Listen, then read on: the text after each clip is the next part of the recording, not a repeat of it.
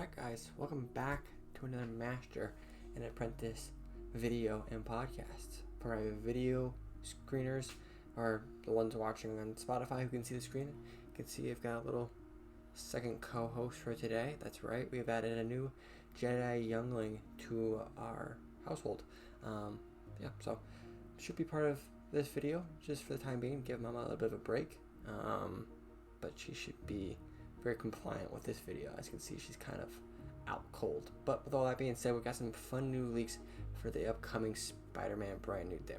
Now, there's been lots of leaks and rumors of some of the big cast, right? Mark Ruffalo, John Bernthal, Sadie Sink, and we're kind of getting some first behind-the-scenes looks at some of these characters. Now, it's going to be real short. There's not a lot to go off of. The first one we see is Sadie Sink with Daniel Cretton. There's not much to go off of. You just see her wearing a trench coat, but you do see her kind of wearing, looks like camouflage pants and boots. Now, is that part of her costume? We don't really know. If it is, that's interesting. What kind of character is she playing that wears that? If it's not, if it's just like, again, kind of covering what her actual costume is, that makes sense too. But maybe it is part of her on-set apparel. So it's just kind of an interesting first look. Maybe it's a glimpse of what we're supposed to see her in her apparel in the movie. Then we see some Spider-Man shots, more of that swinging action. But the bigger picture we see is Mark Ruffalo, right? We see him in a trench coat, a couple of these pictures, not very much. But then the second picture is the most, or third picture, I should say, is the most revealing.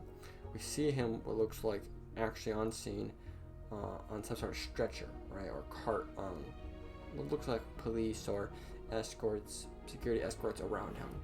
Now, this is pretty interesting because, for all intents and purposes, we've seen Bruce and the Hulk. They're no longer savage, right? They haven't been since Avengers: Age of Ultron.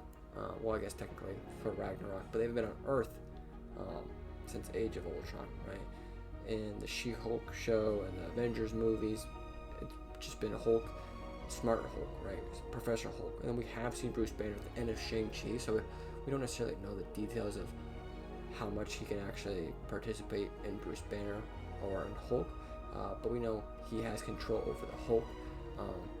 But for him to be in a stretcher in Bruce Banner form is very, very interesting.